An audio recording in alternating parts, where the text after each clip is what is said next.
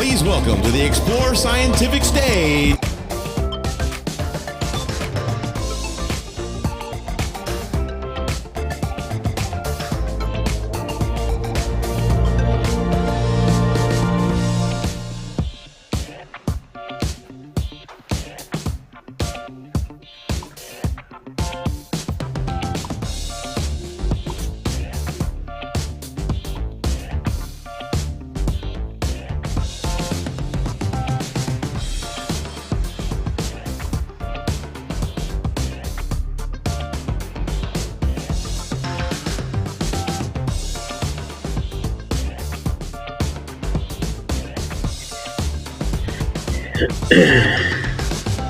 There's Simon. I heard him. What you doing? I said I could hear you. Can you hear me? I can. There he is. Now we just got to stop the intro music. So we can continue on. It's the framing. You'll have to move your chair. I gotta move my chair. You got to move your chair to your Which right. damn way? There you go. God. Now you're coming up the front.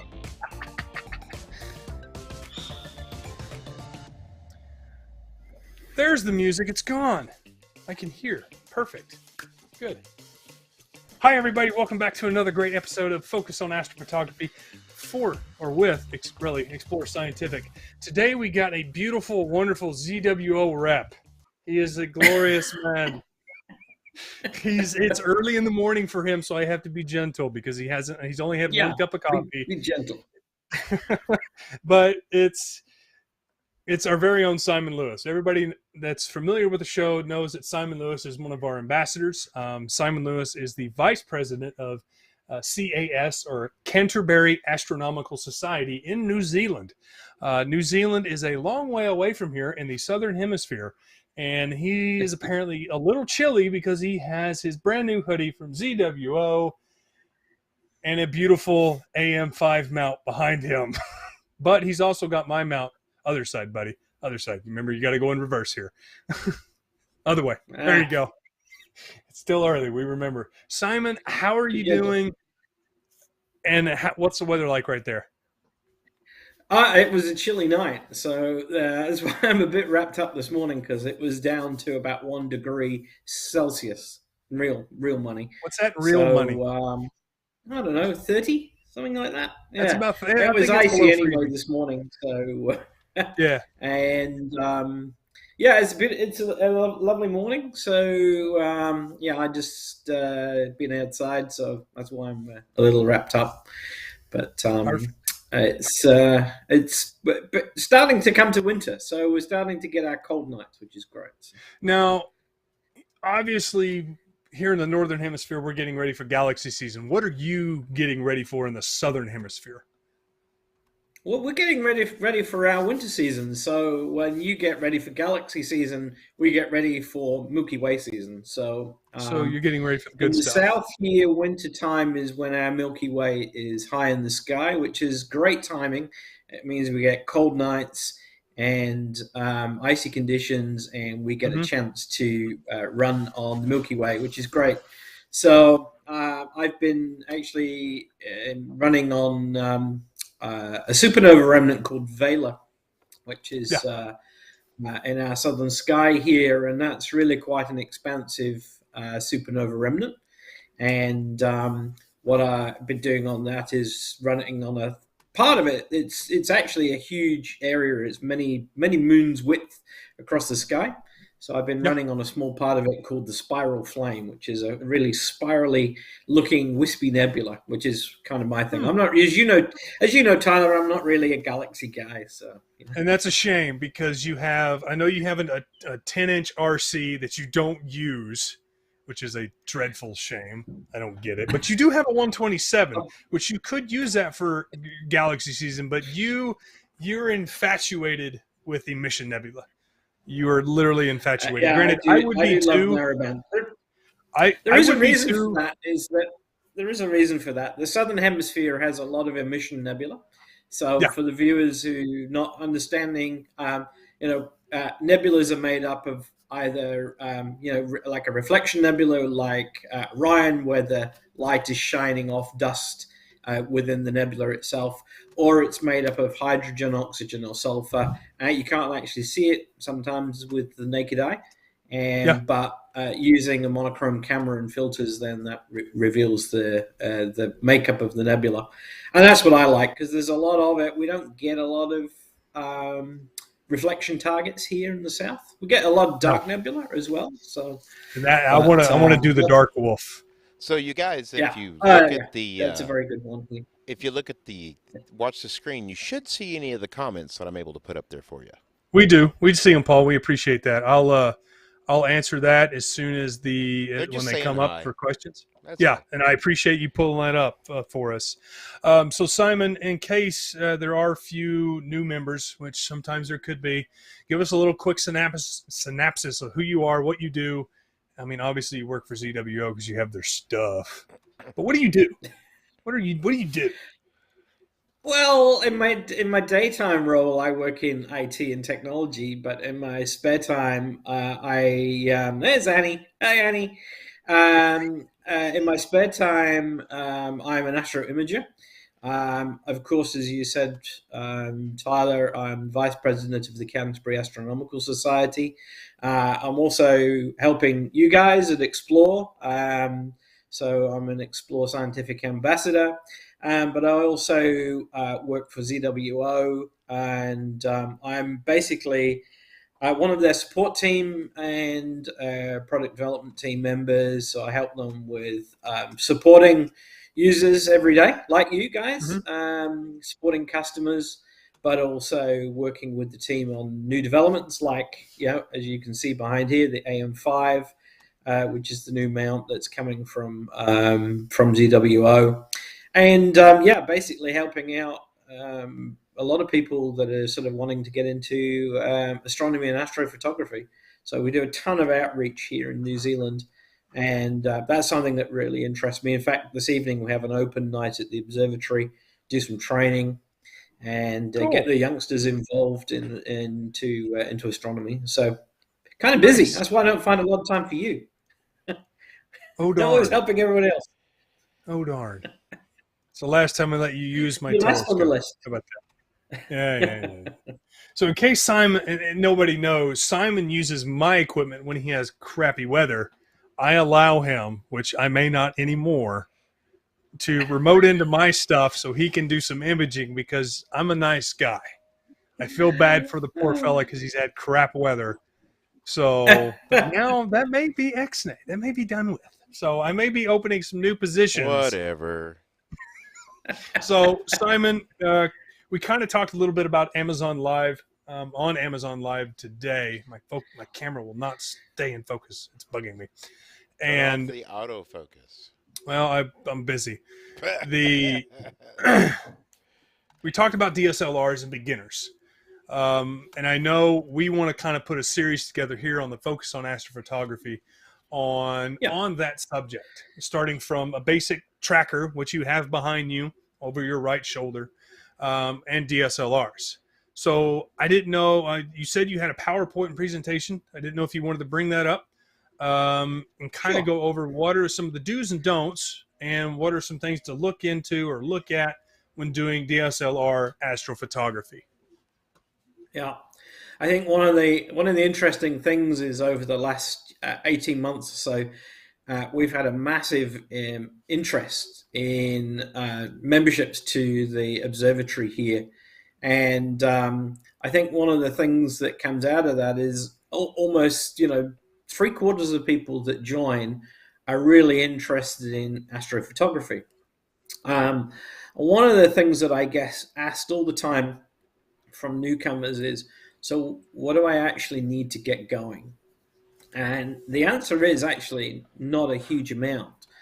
Certainly a lot less than you would actually imagine. And in fact, most people have probably got what they need already in their house. So I did have something, and Tyler, you're absolutely correct. I will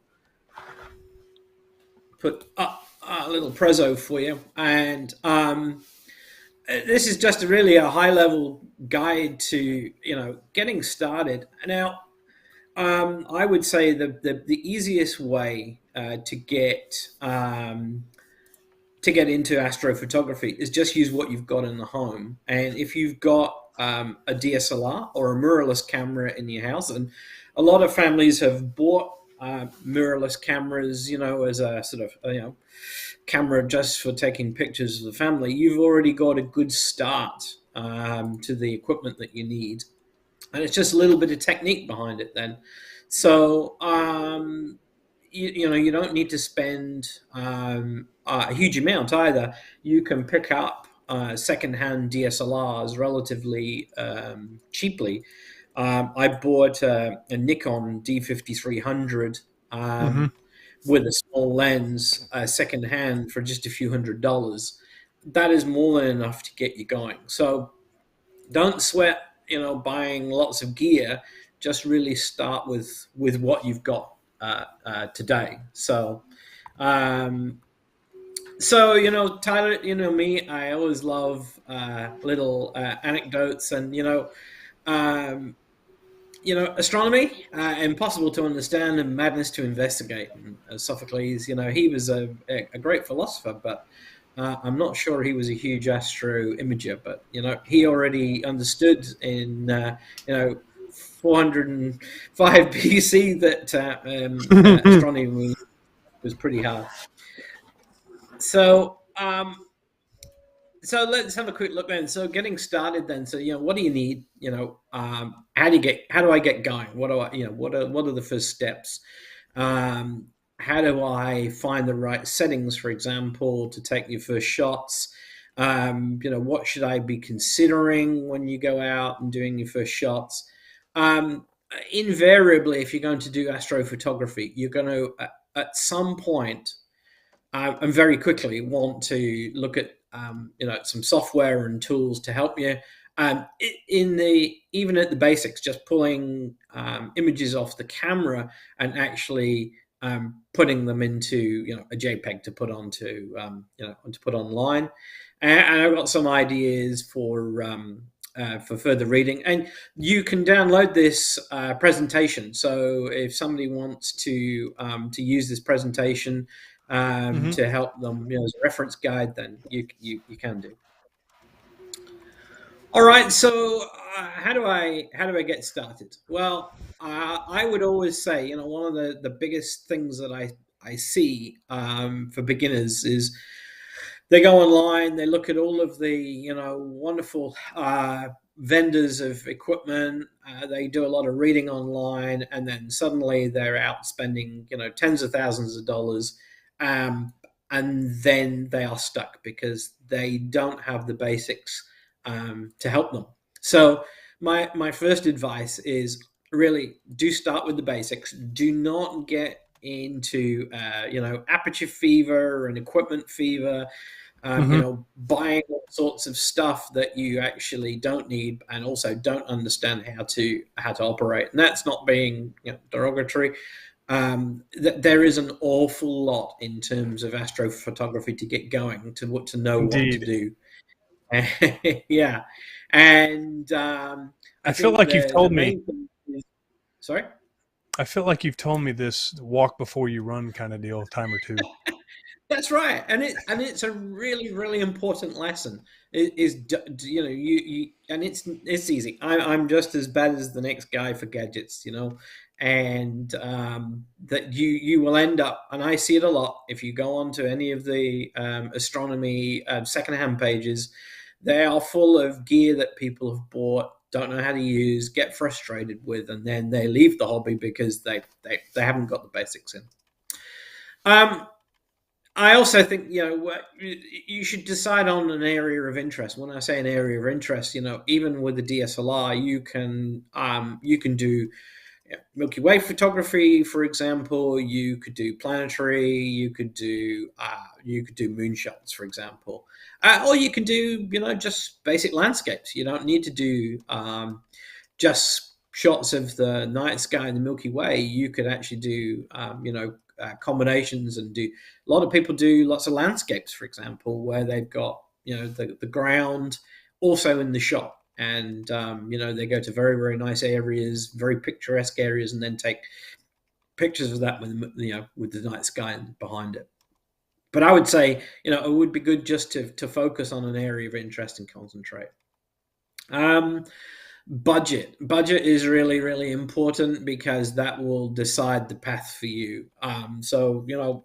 If all you can afford is a secondhand DSLR and a secondhand lens, don't let that put you off, because you can certainly buy some reasonable DSLR bodies, like the Nikon D5300, for example, and simple lenses. There's a lot of very simple manual focus lenses from like Samyang ones that will take absolutely awesome shots of the night sky.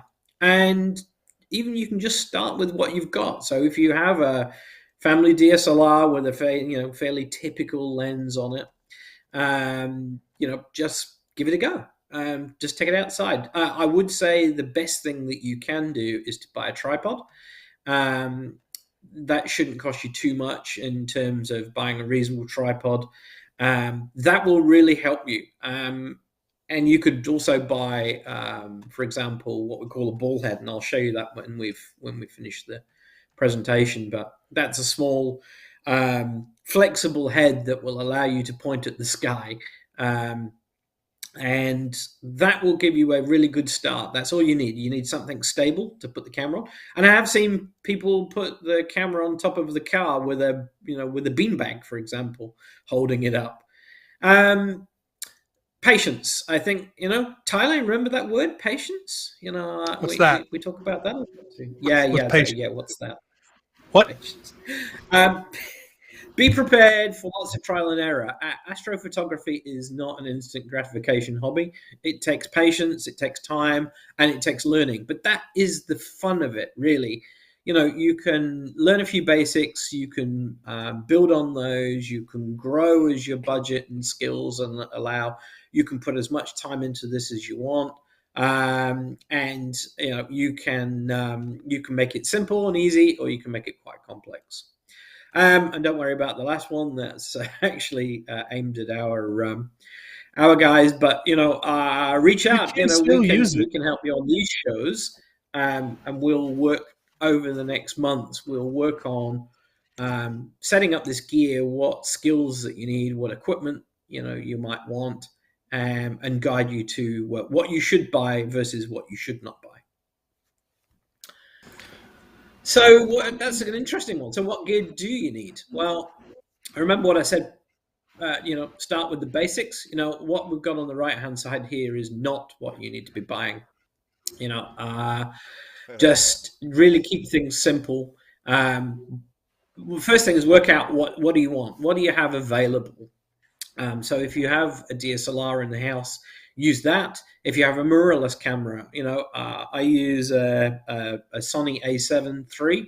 That's not a fairly typical sort of family camera, but I've seen people using A6000s, etc., which are sort of more sort of lightweight family type cameras. A lot of families will have older style DSLRs as well, Nikons, Canons, etc. Just use what you've got, even if it's a relatively small point and press. There's just a few things it needs to do, like you need to be able to set manual focus, and you need to be able to set the time on it in terms of an exposure. We talked about what's your interest? Well, if you've got a family DSLR and you've got a small lens, you could do Aurora photography, for example. If you live where you can see the Aurora, if somebody reports an Aurora, and there are a number of sites that are available for this, then get the camera out, point north or south if you're in the southern hemisphere here, and point it and do some 20-second exposures and see what you can pick up, and you'll be amazed at how much you can pick up even on a simple camera. Nice. People like to do lunar photography. They like to take pictures of the moon. If you've got a small telephoto lens, or you can buy a cheap telescope, buy an adapter and put the DSLR on it, and then you can do pictures of the moon. And there's a ton of stuff to do with lunar photography. You know, the moon is never this. If it's never static, it's always changing, and there are different parts of our year where the moon looks quite different. So, yeah, have a go at that. Or then you can do deep sky stuff with Milky Way or landscapes. If you have a basic DSLR, then you can do all of those. You know, you don't need to worry about anything else. You've got the basics there if you buy or have a DSLR that you can actually do manual focus on, do manual control of the exposures, etc. You know, budget is a big one, but you don't need to have a huge budget to get going. And what's your existing skill level? Are you good with a DSLR today? If you're able to drive your DSLR or mirrorless camera, then you're on a good start. And I would suspect that a lot of people who have even a fleeting interest in the night sky and have a mirrorless or DSLR camera will have had a go at this or would want to have a go. And yeah, how much time? You know, if you just pop out on a moonless night and take some pictures of the Milky Way, it doesn't take long. You know, you can take off 20, 30 shots of 30 seconds each and be done. You know, you don't need a lot of time, or you can spend like I do and put hours into this. So consider all of this and then start forming some answers about need versus wants, and look at what you have got rather than the stuff that you don't need. That's the prime advice. So just looking at DSLRs then, if you were to choose one or you have one, let's have a look at some of the basics here. And just to show you the Nikon D5300 that is up in the top here.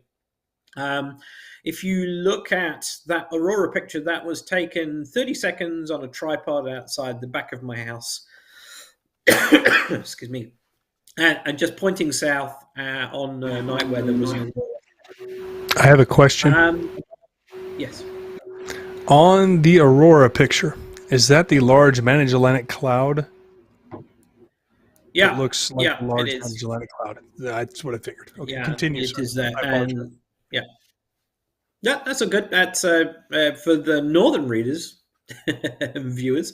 That is the Large Magellanic Cloud and the Small Magellanic Cloud are two satellite galaxies. They're like Andromeda, and we don't see Andromeda here very high.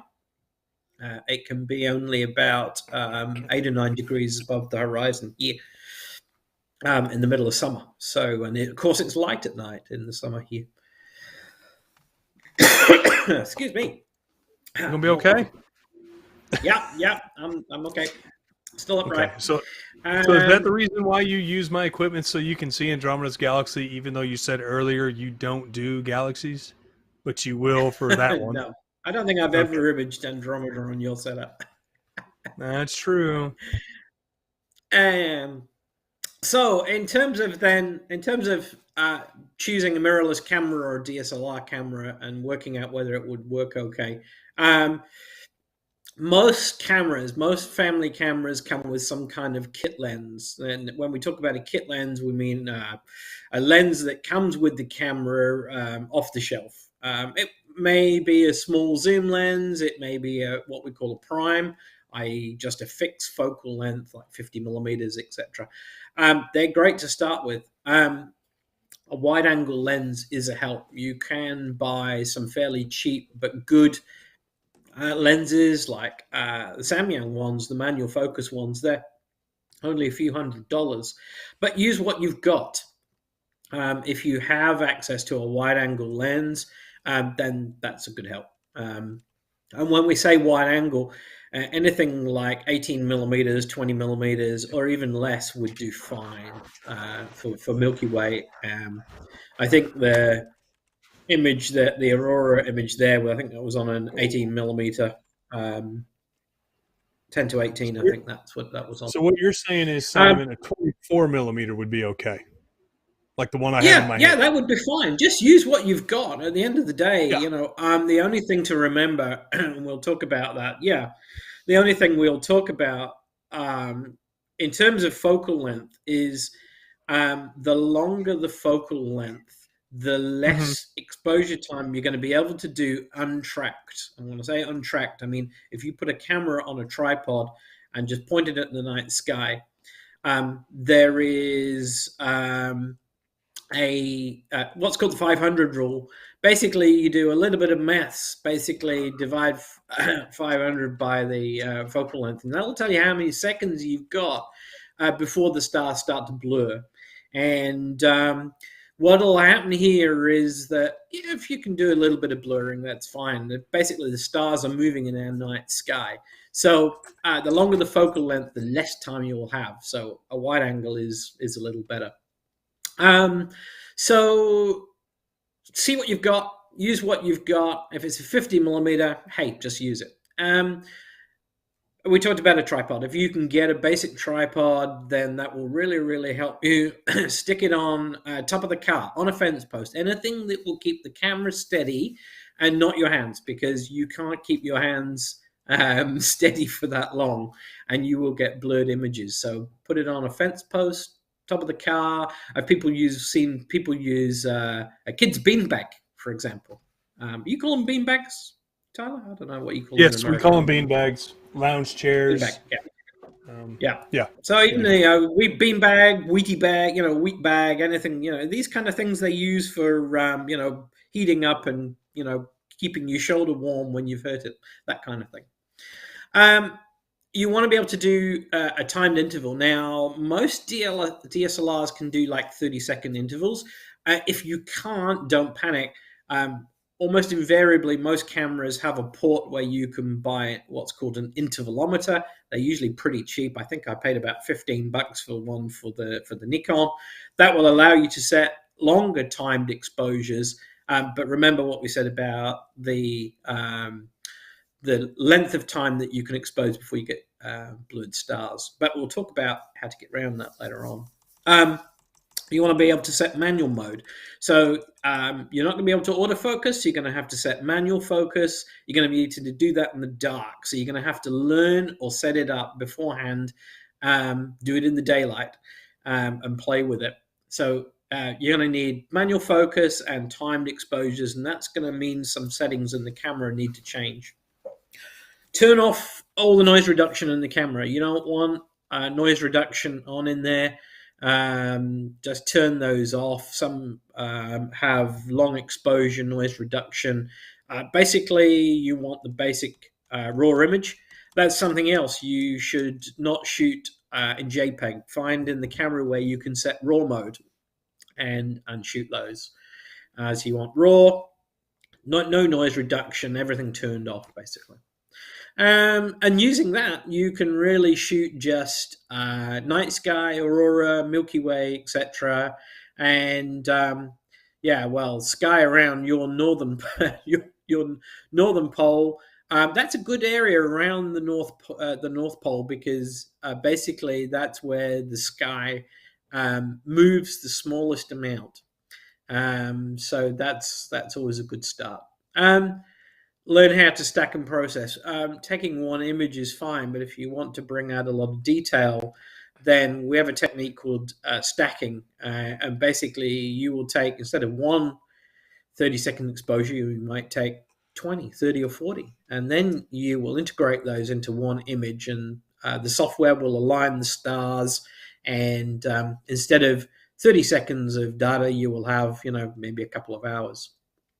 The one thing I will say with this is if you're wanting to do this, then some kind of PC or a Mac or something like that, it's guaranteed if you want to go ahead and do this because that's, once you've taken a single shot, if you want to be able to process it, put it online, balance it out, then that's something you're going to need to get into.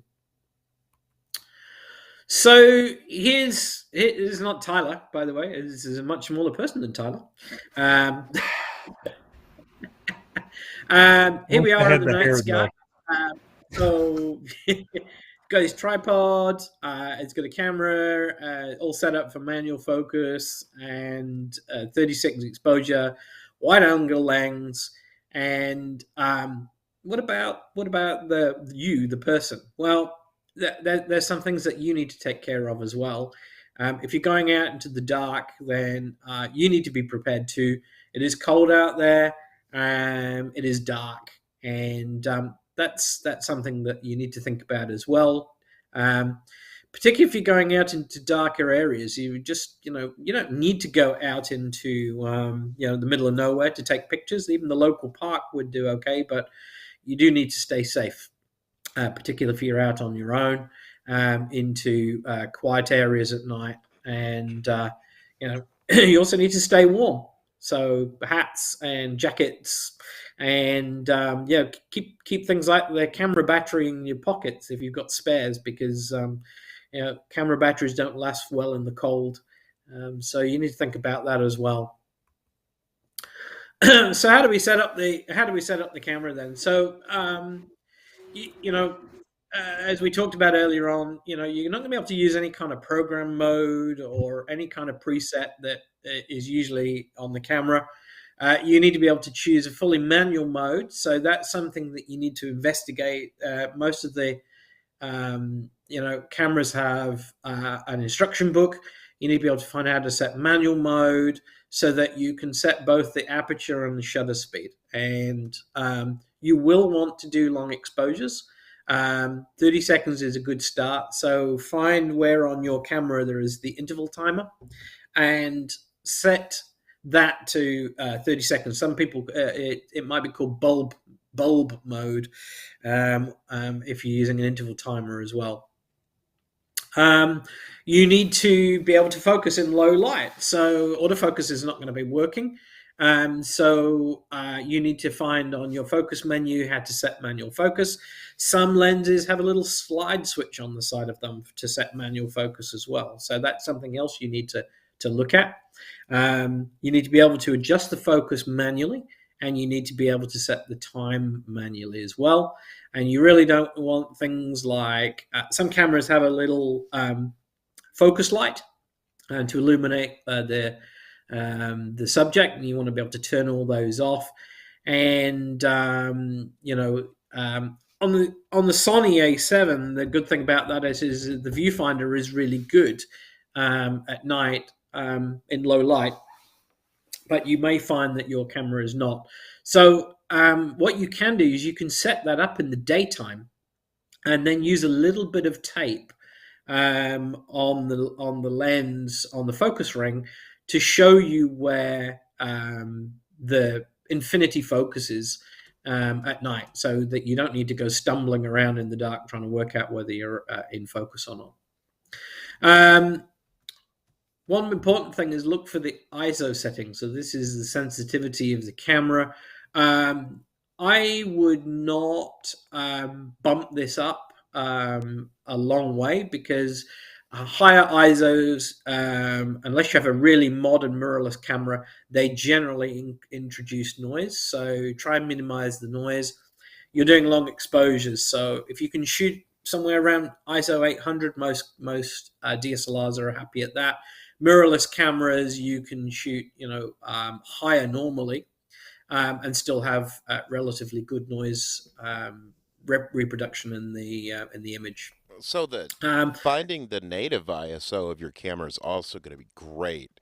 If you can find the native ISO number, then that's when it's the least amount of noise possible out of that sensor.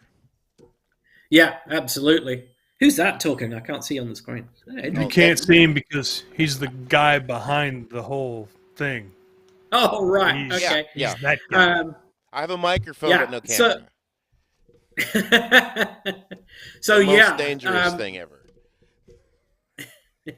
Most cameras are pretty good around 800. So that if you're unsure, I would shoot around 800 and play around.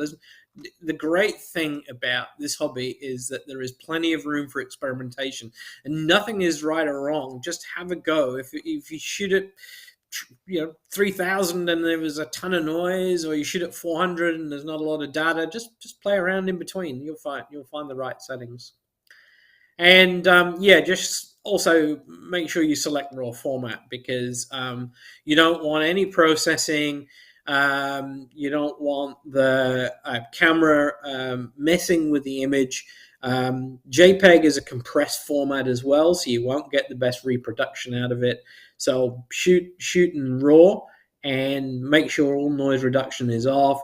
And also shooting at the highest bit value. Some cameras, you can change the number of bits per pixel, and you want the highest bit value you can. It's usually 14 bits in most modern cameras, and they'll be all in the menu. Those items.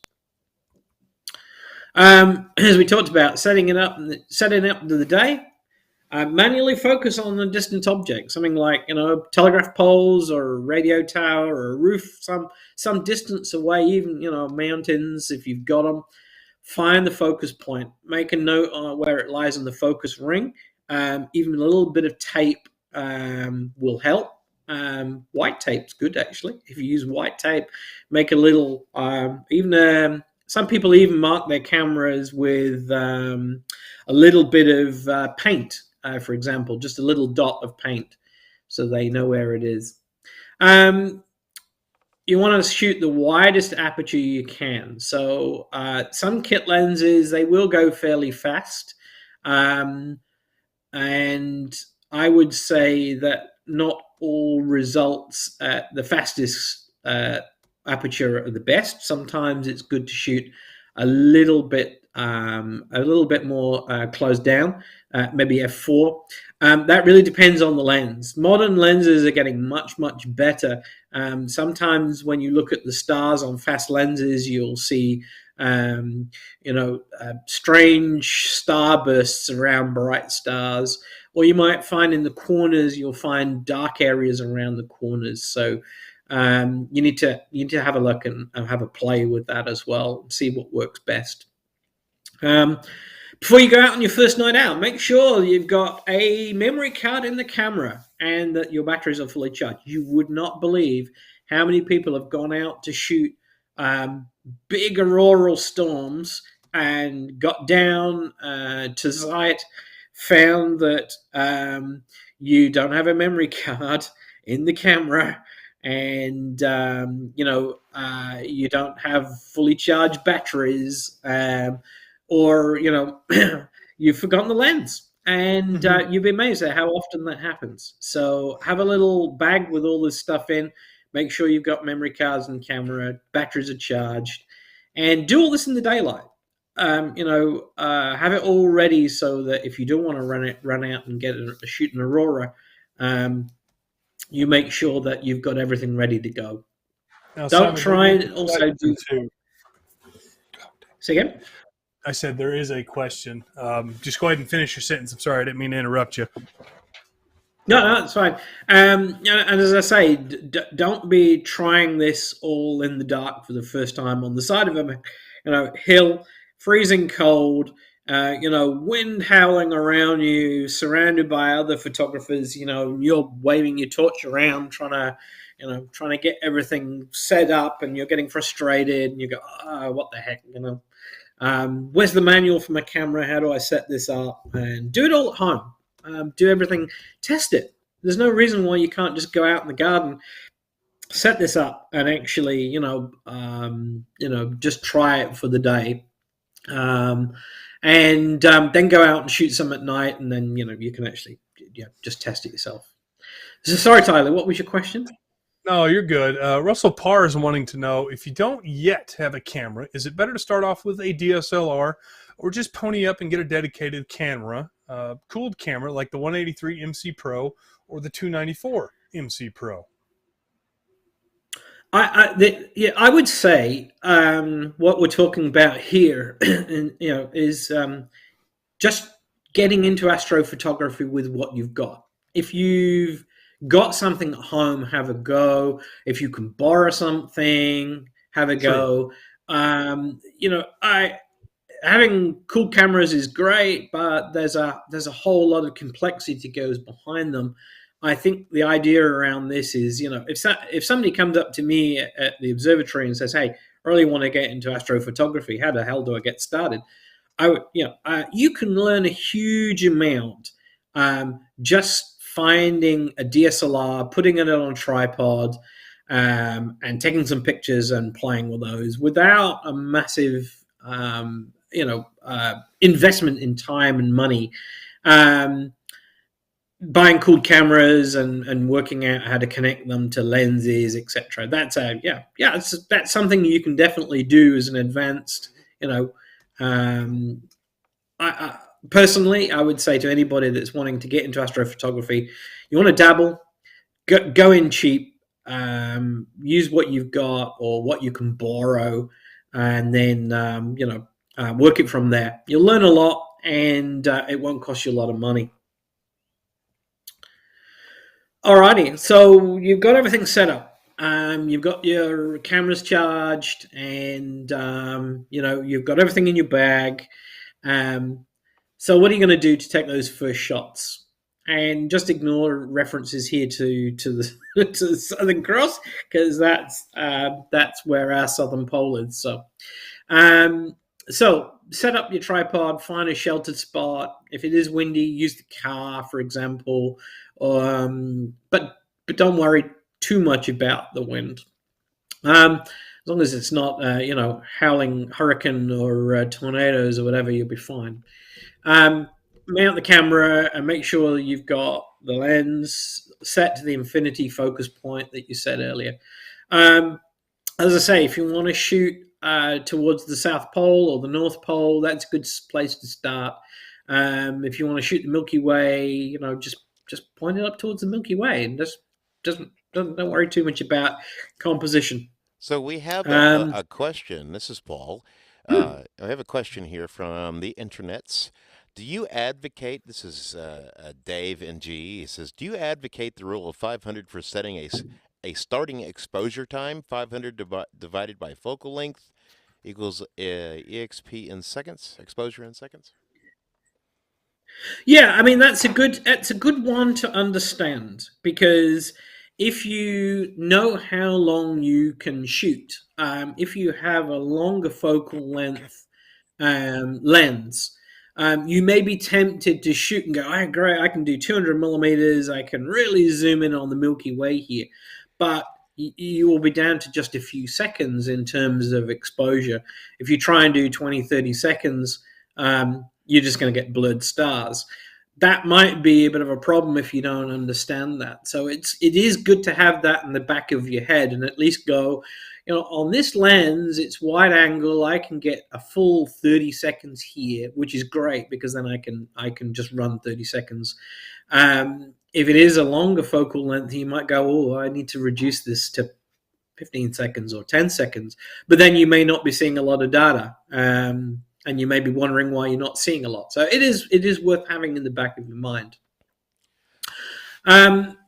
So those first shots then point to the poles, use the interval timer, take a 30-second shot. Don't forget, keep off lights.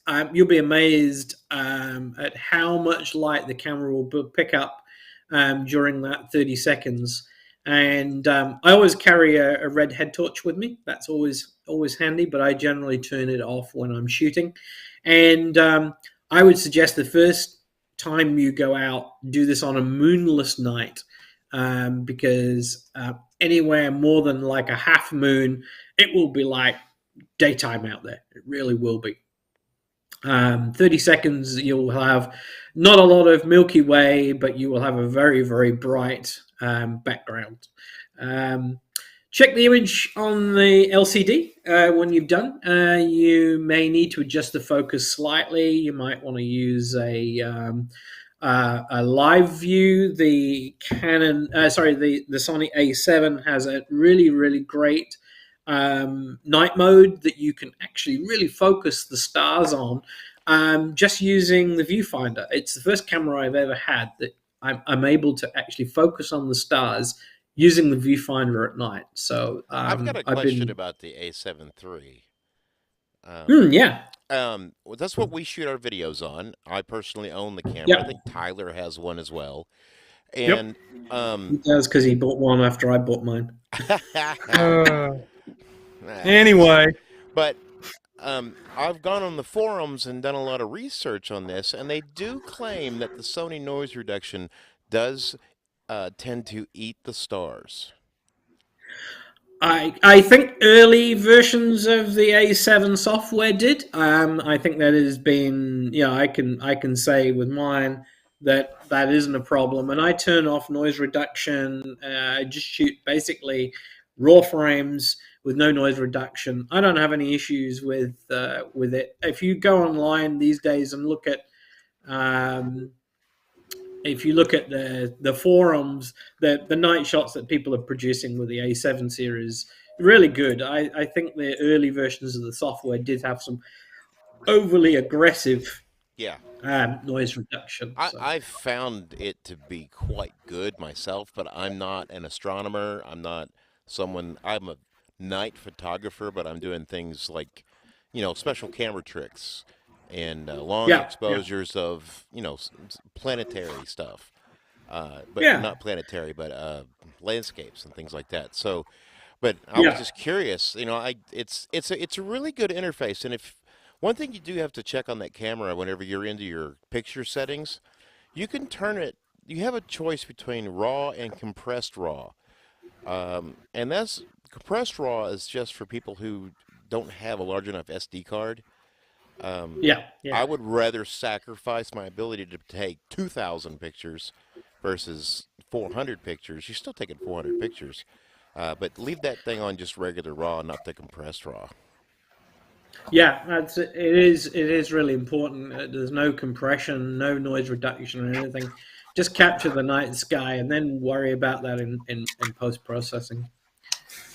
So there is a question, Simon. Dave Ning is wanting to know: do you advocate the rule for 500 by setting a starting Tyler, exposure? You shouldn't time? have left. We've already talked about it.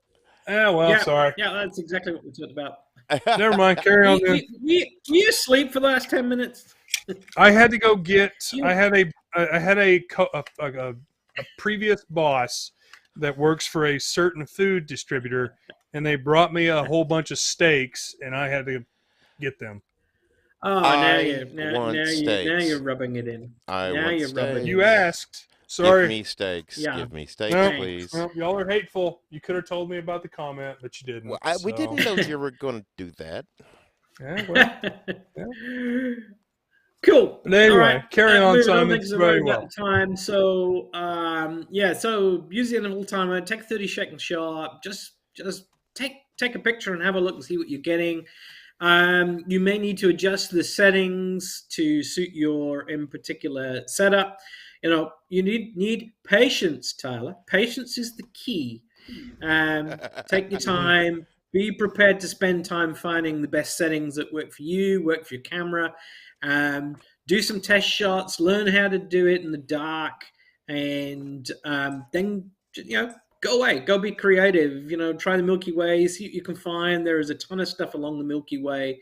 And there's some great areas of the sky. If there's an aurora, go out and see what you can shoot, and just have a go. And just to give you an idea, so this was taken on a kit lens. It was taken for a single shot, 30 seconds long. Doesn't look fabulous. It's unprocessed, but this is whatever. Looks great. Yeah, it was taken outside my back door with a one shot. So nice and easy. Yeah, but you also live in a portal too. Yeah, I've never. There is living in a dark sky as well. So, some of the tools that you can use. A mobile phone is really, really helpful. Why would you want a mobile phone? It's got a compass in there. You can have star charts in there. You can use Stellarium or Sky Safari.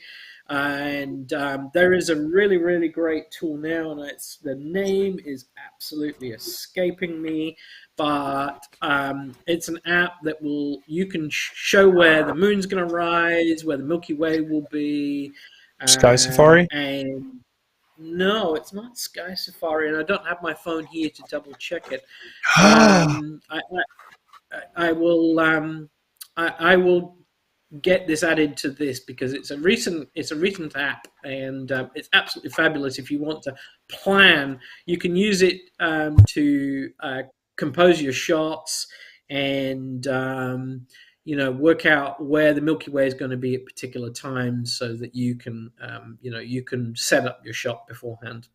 It's also a great safety tool. You've got a mobile phone in your pocket. You can call somebody if you get into difficulty, or if you get trouble when you're out, or you break down on a gravel road in the middle of nowhere. And always tell somebody. It sounds like you're being looked after by mum and dad, but make sure somebody knows when you're going out, when you're going to be back. So that if you're not back by a certain time, then that they can start to try and find where you are, because you don't want to be stuck on a gravel track in the middle of nowhere for hours on end at night because you lost the car key. Believe me, it's happened. Are you speaking from experience? Make sure you find the on your phone.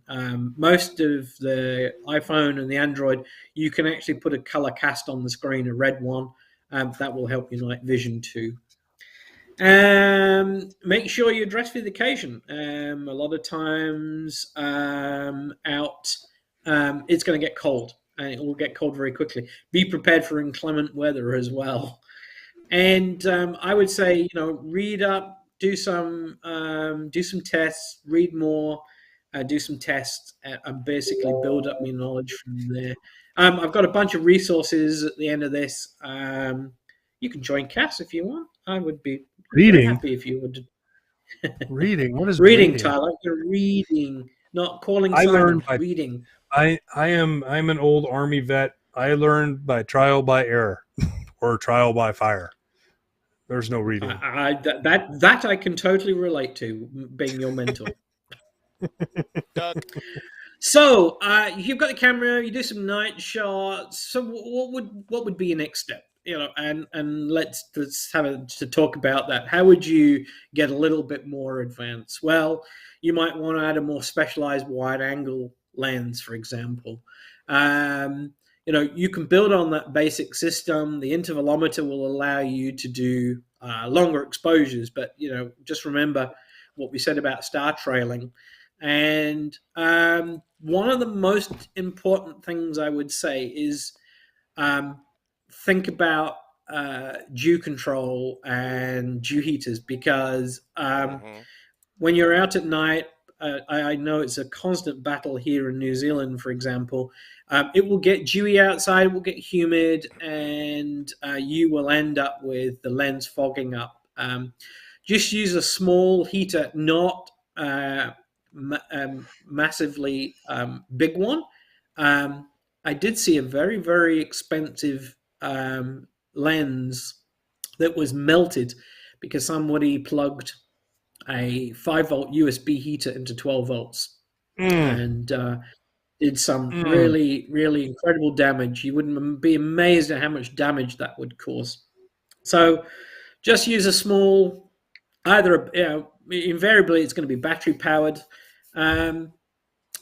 Somebody was talking about dummy batteries there. Yeah, so one of the things that you may want to consider if you're doing longer exposures or longer runs of exposures, how you're going to power the camera. The Sony is really good, actually. It will last many, many hours, many exposures, but the batteries do get impacted by cold, and that will reduce the capacity on them. So you may want to add something, as that gentleman said, a dummy battery, which is basically, it looks like a battery, but you can plug it into an external supply. Or you can use a USB supply. The Sony, for example, you can plug in a USB battery pack and charge it from the external pack, or run it from the pack. Turn off the LCD display. You don't need the LCD display on. You only need that to review your first shots. And once you've done that, just turn the LCD off, and that will save batteries too. And at a star tracker. So as you can see in the image here, there's two sort of fairly typical trackers. There are a lot of these on the market, and more of them. There are ones for you can buy clockwork ones, wind up ones. You can buy small battery powered ones, and both of these have got batteries in them. These will mount on a tripod, and these will allow you to do much longer exposures because they basically tracking the sidereal rate of the Earth. That's the rotation speed of the Earth. It means that you can do much longer exposures without blurring. I see about the Sony too, though, is when you take a 30-second exposure, it's going to process that image for about 30 seconds. So your camera is not just off for 30 seconds; it's unusable for a minute. 60. Yeah. Yeah. Don't touch it while it's doing it. It is really important if you're going to do more than 20, 30 shots, and you're over say an hour. Then you will want to start considering that. And if you've driven somewhere for a couple of hours, the worst thing that you could happen is that your battery runs flat. So either buy more batteries or buy some kind of power supply. See, here's a good question, Simon, that you can help answer. If you don't have a tracker, how often do you need to recenter the image? Well, that depends on the focal length, but you will really struggle if you don't have a star tracker and you're doing lots and lots and lots. Then you may have a trouble because how do you recenter it accurately? So I would basically, the Earth rotates at 15 degrees an hour. So in an hour, if you were at the pole, then it's not too much of a problem. If you're out further away from the pole, 15 degrees will move the sky a lot. So it also depends where you're actually pointing. So if you're using Roy you're going to butcher. You're going to hate me for calling this wrong. Roy Ofouki. Ro Ofouki. That was close. I mean, it's good to find a good star cluster if you know the constellations well, and you know if a good Messier object can be sometimes near bright stars, like Rho Ophiuchi is a nice little cluster of stars. It kind of looks like a bow, in my opinion. It looks like a bow, and that's something to just kind of look at, and you can just keep that image in your live view, as Simon keeps bringing up, is that live view portion. That way you know if you need to recenter it, and that way you can constantly just keep moving it. That way your images will stack a little cleaner compared to what they would stack if you had a tracker of a mount. Yeah. These trackers are not particularly expensive. I mean, if you get into this and you want to do it, and we are talking about advanced here. So if you use your tripod, get going, like it, and then go, right, how do I make longer exposures? Then you can buy some relatively cheap ones of these, or you can buy some quite expensive ones, like everything in astrophotography. The one thing that I would say that you buy is more socks, because the longer you're out there, the colder you're going to get. Some people set up their gear and then go hide in the car. I actually have a heated jacket, and that sounds particularly soft, but I tell you what, pretty much. I absolutely love. Sorry, say again, Tyler? I said, yeah, pretty much. Yeah, I love my heated jacket. When I'm out at the observatory doing an open night and I'm out there for 3-4 hours, I tell you, just being able to press the button on my jacket and heat it up is great. You're spoiled. I know. So, what about tools then? So, most of these, you can. It's like everything in astrophotography. You can go cheap or you can go expensive. If you have a Nikon or a Canon, there's a lovely bit of software called Backyard Nikon and Canon, and that's really really nice and easy to use. and you can set up runs through that quite easy. You could just use your intervalometer if you want, and just take it using the intervalometer. You don't actually need a piece of software to actually do the capture. Processing, look, there is, most of the manufacturers have their own software to get the images off the camera, but you will want to do some post-processing. Post-processing is a whole show on its own. But you can certainly, use something like Photoshop. If you don't want to spend the money, then use something like GIMP, GIMP, which is a sort of a free, open source Photoshop version. You can use a little bit of software like AstroPixel Processor or Deep Sky Stacker to start integrating the images into something much bigger. And if you want to go with the granddaddy, then something like PixInsight if you really get into this. But you really don't need to have much in the way of tools to do your first images. And that's really the important thing. Don't go leaping in buying PixInsight if you are really unsure whether you're going to really use this in the longer term, because it's not the cheapest software on the planet. And there are lots of things like even the Canon, Nikon, and Sony, for example. They all have their own packages to do some basic processing, enough to change the contrast, change the color balance, tweak the image. I found that the Sony software is absolutely terrible when it comes to trying to process it's not an image. The best. Yeah, but you can use Lightroom as well. Lightroom is basically camera raw in a more of a GUI interface, so that you have control over everything you have in camera raw, plus a couple extra features, and it's really good at keeping your catalog put together as well.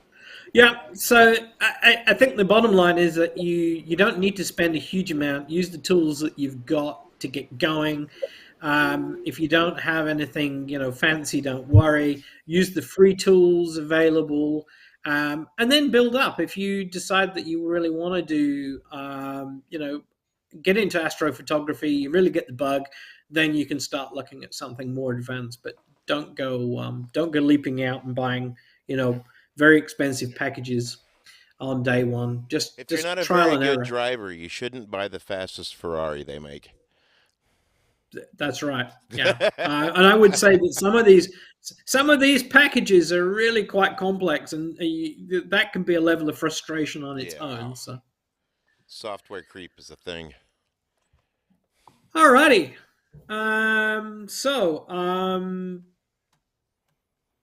I'm quite happy if people want to throw some. So there is one question, Simon. With respect to the processing time of the Sony A7, could it be due to the long exposure noise reduction on? I'm a Canon shooter. That's what my first thought upon hearing the comment. Now, I'm not much of a. It could be, but even the one thing that you will notice that if you're doing long exposures, even saving to the USB card, the SD card, it will take time. It takes a few seconds to actually download. But if you make sure you turn off all noise reduction and any kind of compression, that will minimize the download time as well. So it could well be. I bought the Mac Observatory app. I mean, the idea of this little intro, and this is going to be, Tyler's looking to do a little bit of a series of this over the next months, just to try and encourage people into astrophotography, give them a chance to try new things without spending huge amounts of money. If you don't have a DSLR or a mirrorless camera, see if you can borrow one, and that will give you an idea whether you actually really want to buy one. And as one viewer said, if you do really get into this, maybe you decide you want to actually buy a proper astro camera, a good camera, but that is another step ahead.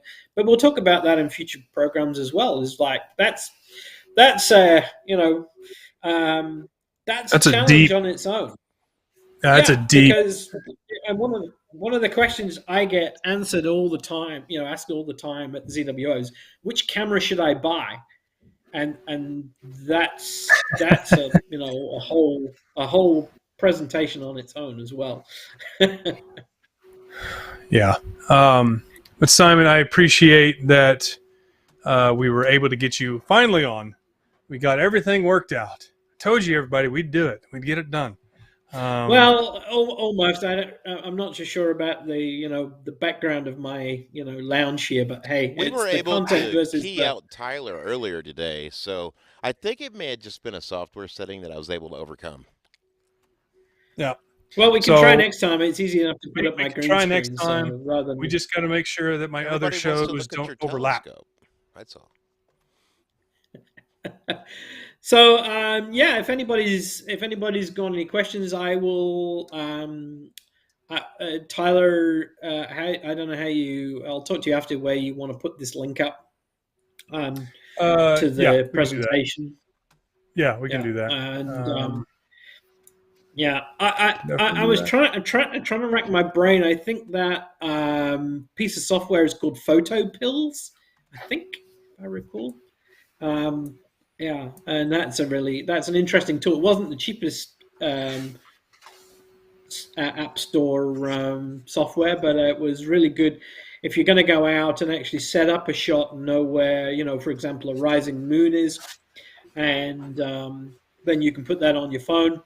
You can go drive to where you want to take the shot, and then set it up. So, yes, Jeff, I'm not I'm a member of the ZWO USA team, and I'm a product supporter, but also a member of the development team. So I've been involved with ZWO many years, and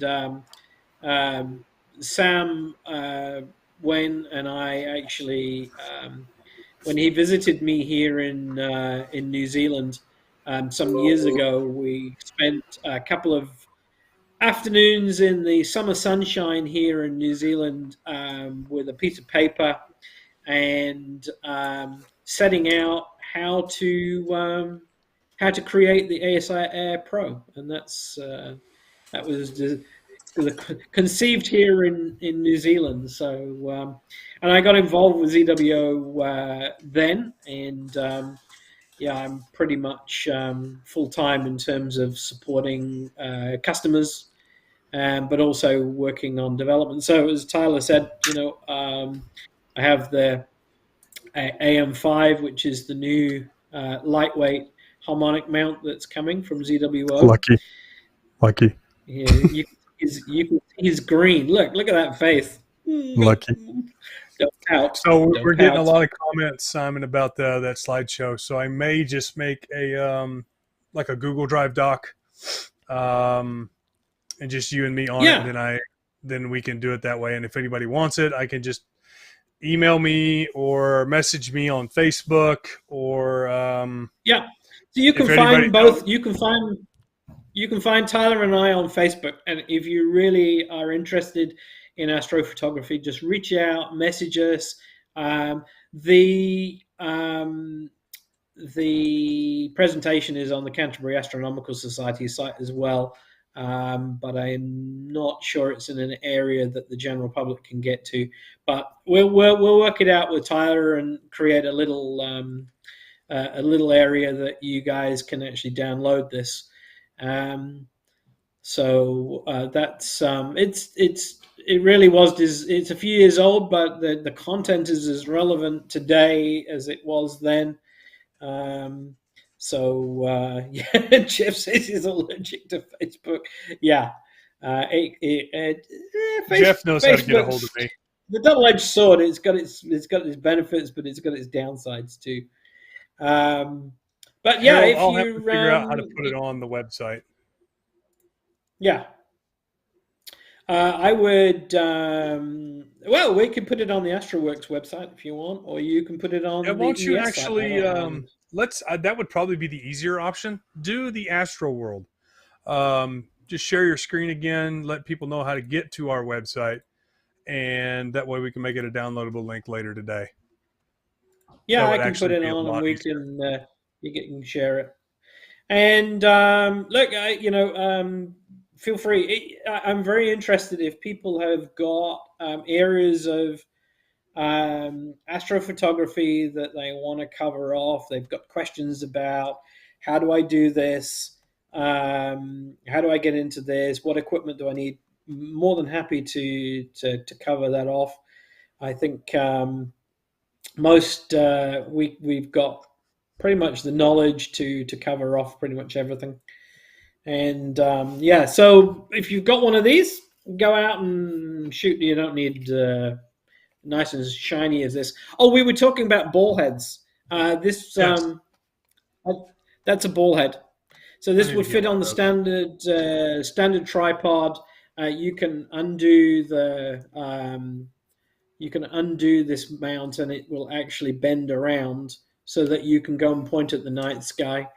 And these are relatively cheap, but they've got a standard sort of quarter inch on the bottom, so that's quite handy.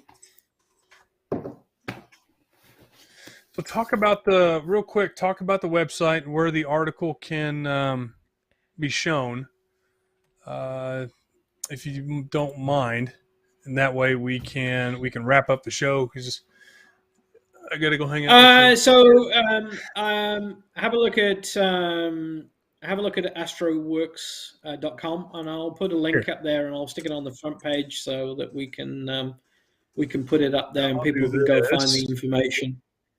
and I will do So just this. talking about AstroWorks, I mean, this is something that Tyler and I are doing in our spare time.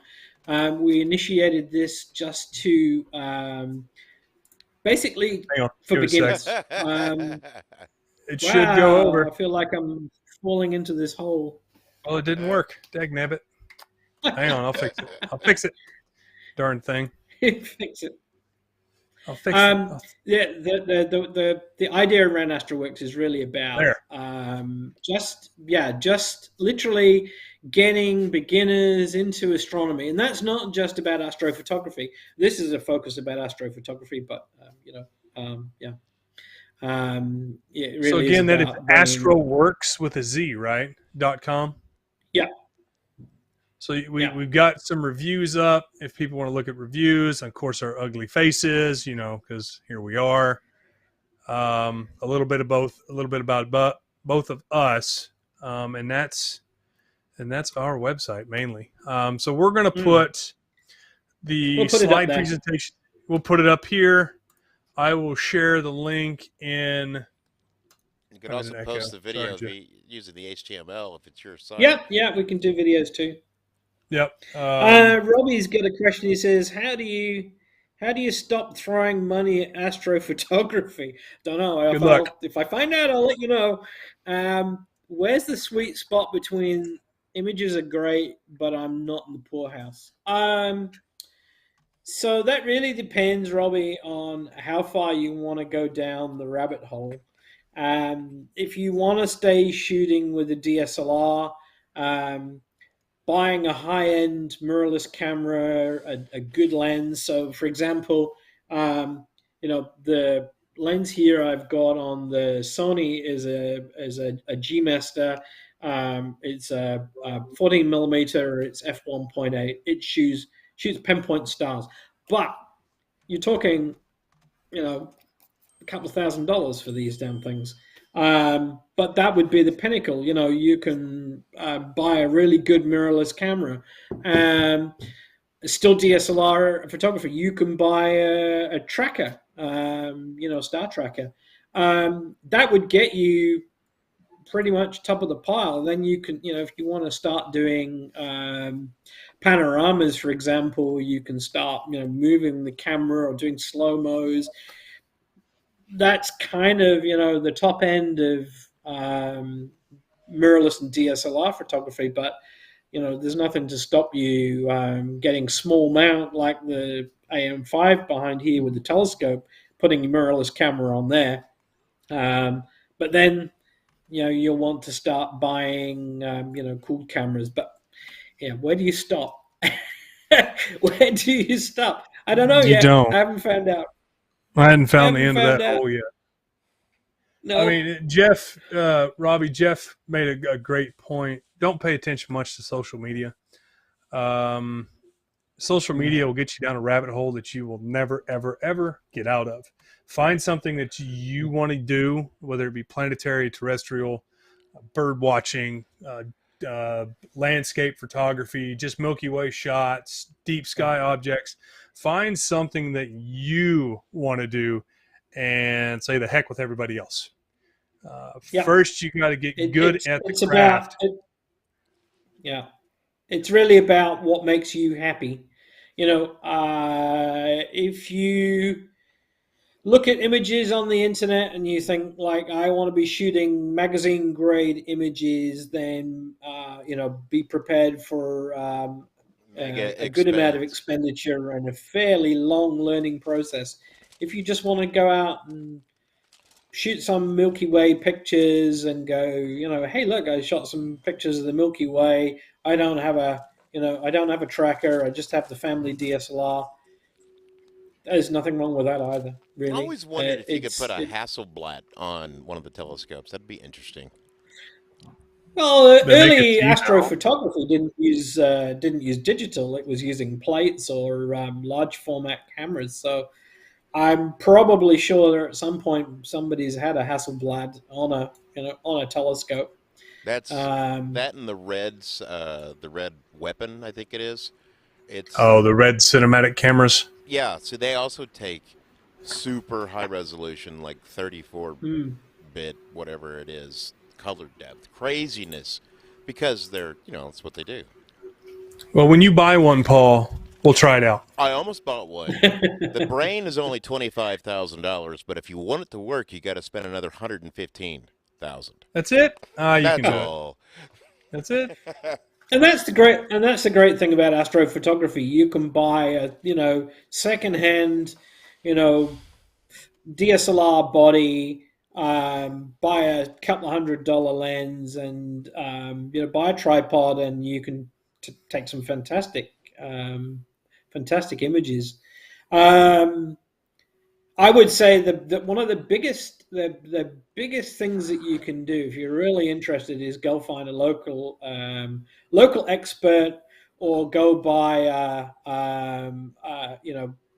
access to an observatory or an astronomical society, or just find a local group. Just find some like-minded friends and share some information. A lot of the CAS, for example. We have loan equipment that we've got some Astro modified cannons, and users our members can actually sign those out. We can teach on those. We've got a CM40 at the observatory.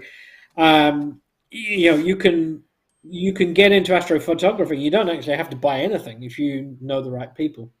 Yes. So agreed. It is, and go to a star party, or an open night, or an outreach event, and see if you can hook up with somebody and who knows all this stuff and can help you. There are lots of people like Tyler and I around. Just got to hunt them out. We'll continue to provide some useful information that is aimed at level-headed astrophotography. As Tyler said, you can go down through some really big rabbit holes online on social media, and there is some. I have to say, they are the worst places for old wives' tales. I base my knowledge on real world experience. I've been through it and learnt it the hard way. Bought the gear, sold it. Bought the gear, sold it. until I actually understand that actually what did I really need. And it's only later on when you've got that knowledge, you go, oh, actually, yeah, that was probably the better way of doing it, not the way I did it. Did you say learnt it? Learned it. Learned it? I'm rubbing off on you. That's bad. So, folks, again, if you want to find, you can always rewatch this episode here on YouTube or find it on Explore Scientific's Facebook page. We're going to provide the slideshow again just for downloading purposes in case you want to show this to your astronomical society that is local to you, because it's always a great learning tool. Starting out with the the basic of basics. To get you started and anyone started, you go to astroworks.com. That is Astro, ASTRO, Works, WORKZ.com. And you can check out reviews that we have on there and other latest and greatest things. We do a whole bunch of stuff. Again, my name's Tyler with Explore Scientific, and that is Simon Lewis, the apparent American rep for ZWO, who's the only guy that has an AM5, which I'm very jealous of. TJ's got one too, and there's a few of them. There's a few of them in test in China as well. So I'm not the only one. Yeah. He acts like he's the only one. And look, if there's any astronomical societies looking for guest speakers, I'm quite happy if somebody reaches out and wants me to do a prezzo for them. Unfortunately, we've been in lockdown here for a long time in New Zealand, and traveling has been really hard. But it would be great to come over to the States and do some star parties over there. See what you guys get up to.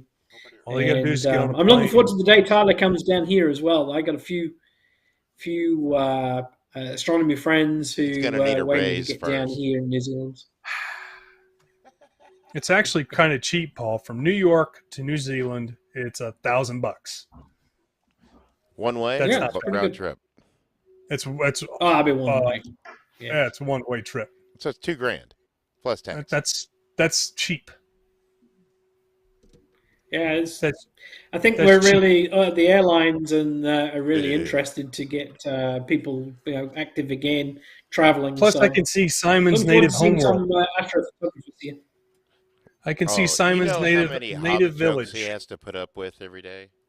Yeah, that's the reason. See his native village of Hobbitland.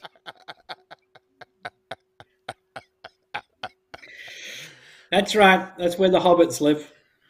But it's okay. I will worship the Peter they Jackson live in Tyler's imagery. backyard or whatever. Yeah.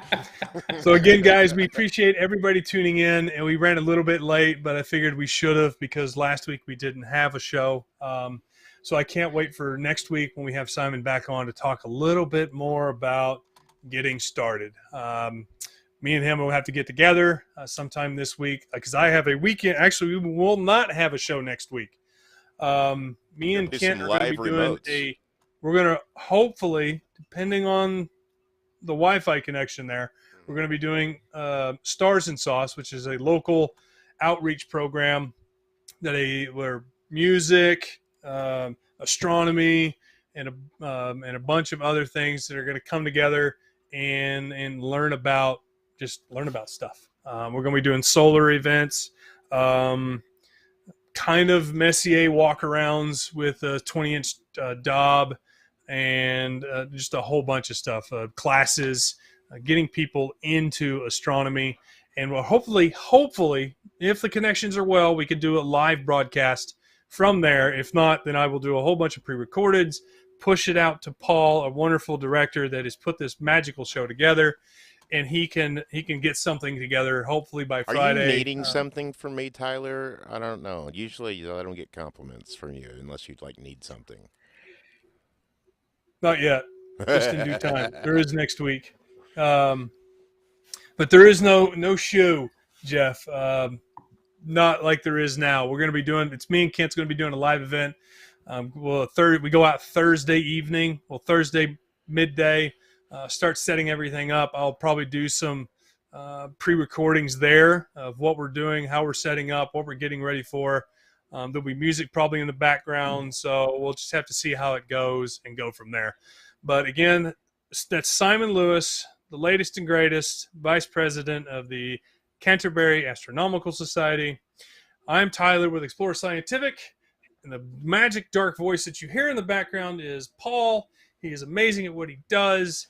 We hope you guys have clear skies and keep looking up. Just better than Tyler, that's all. Yeah. Keep it up. Just push the button. Just push the button.